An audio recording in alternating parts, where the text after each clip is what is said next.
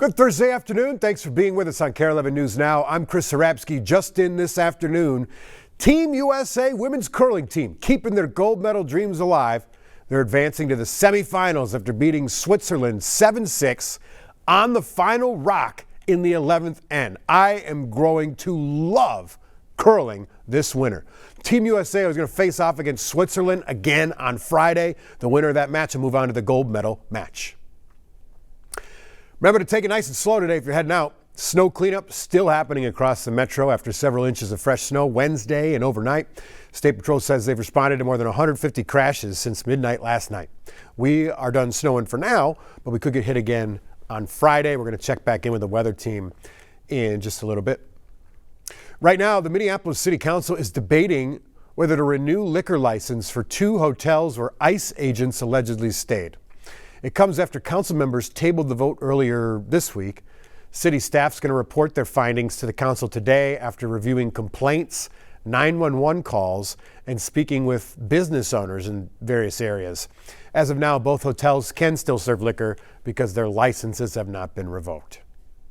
Happening right now, state lawmakers are hearing testimony about the impact of Operation Metro Surge on the state's economy. The Workforce, Labor, and Economic Development Finance and Policy Committee says the goal is to better understand how enforcement actions are affecting Minnesota's economy. Lawmakers also want to determine whether a policy response is needed moving forward. State economic officials, nonprofit leaders, workforce advocates, community development reps, they're all among those speaking out right now. I've heard from restaurant owners and restaurateurs too that say the numbers are down significantly over the last 3 months. Mayor Fry revealed last week the federal immigration activity cost the city $203 million. Governor Walz has also said lawmakers will propose $10 million in forgivable loans for small businesses and the return of small business recovery funds, which were used for COVID. The House GOP has much different priorities around immigration enforcement this session. That includes a proposal to ban cities and counties from having sanctuary policies. Lawmakers are already unveiling plans to push back on the immigration crackdown. Danny Spiewak shows us what's on the docket. Go arrest ICE! On January 7th, the same day an ICE officer killed Renee Good, federal immigration agents came onto the property of Roosevelt High School in Minneapolis. And I think we could all agree that those are not the kinds of images we want in Minnesota schools. That prompted DFL Representative Sidney Jordan to begin drafting a bill clarifying that Homeland Security agents need a judicial warrant to enter school grounds. Last year, the Trump administration changed DHS guidance to allow agents onto school property and other sensitive locations with approval from a supervisor. When the Trump administration severed this agreement that on sensitive spaces like schools and hospitals, that's what really threw us into chaos. It's among the first bills discussed this session around immigration enforcement. In a separate housing committee Wednesday, House DFL members also proposed $50 million in emergency rental assistance for people who were afraid to go to work during Operation Metro Surge. As paychecks disappear overnight, rent is still due. This is not abstract, it is economic disruption. But in a tied House, no measure can pass without Republican support. The House GOP has much different priorities around immigration enforcement, including their signature proposal to ban cities and counties from having sanctuary policies. Minnesotans across the state really do support the enforcement of federal immigration laws, and that's what we have to make sure can take place in a peaceful way.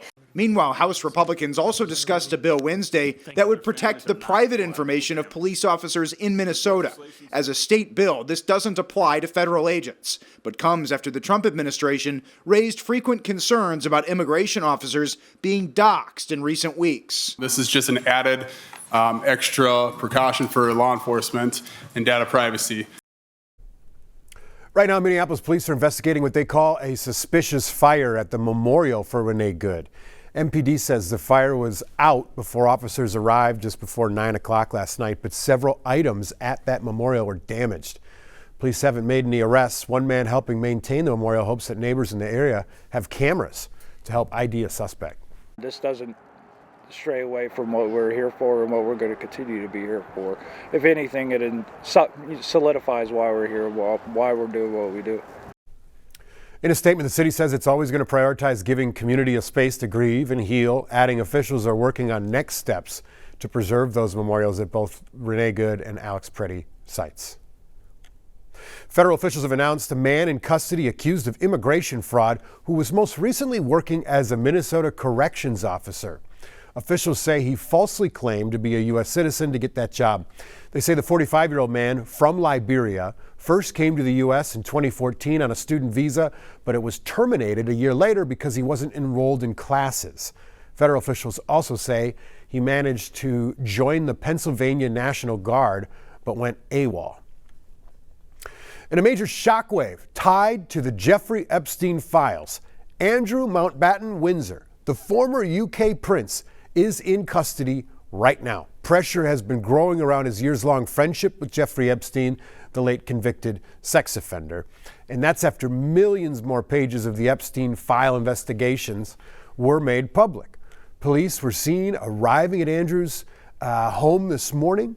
They said they arrested the 66-year-old man, a 66-year-old man, that they wouldn't confirm it was him by name. He was arrested on suspicion of misconduct in public office, something that in the UK carries a life sentence if convicted. Royal historians say this arrest will rock the family. It's the biggest crisis for the royal family since the death of Diana. And of course, you know, the death of Diana, people did forgive the Queen quite quickly for being there with the boys at Balmoral. This is something totally different. Andrew has been arrested on these extremely serious allegations of misconduct in public office. The former prince has denied any wrongdoing over his affiliation with Epstein and says that he regrets that friendship. Developing overnight, we're learning that the U.S. could strike Iran as early as this weekend. The Defense Department sending extra military into the Middle East as a precaution. According to CNN, President Trump has not made a final decision. Trump has repeatedly demanded Iran give up its nuclear program or face severe consequences.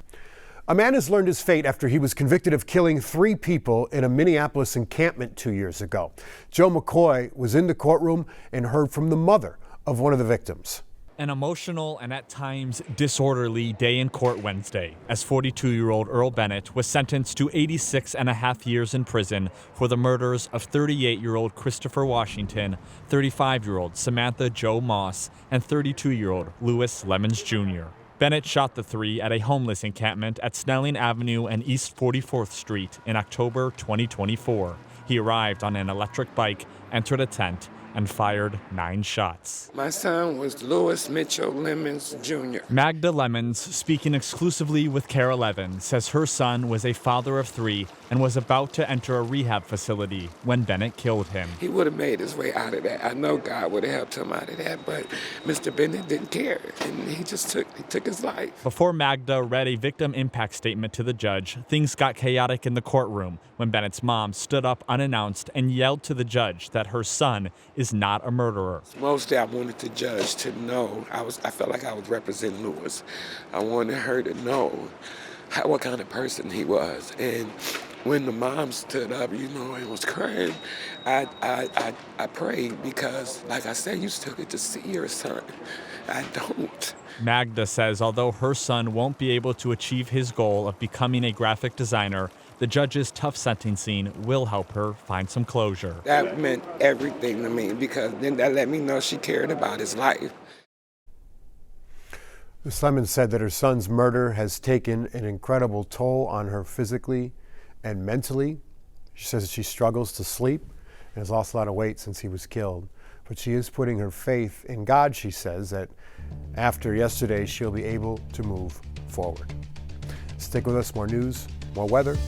It's coming up after the break.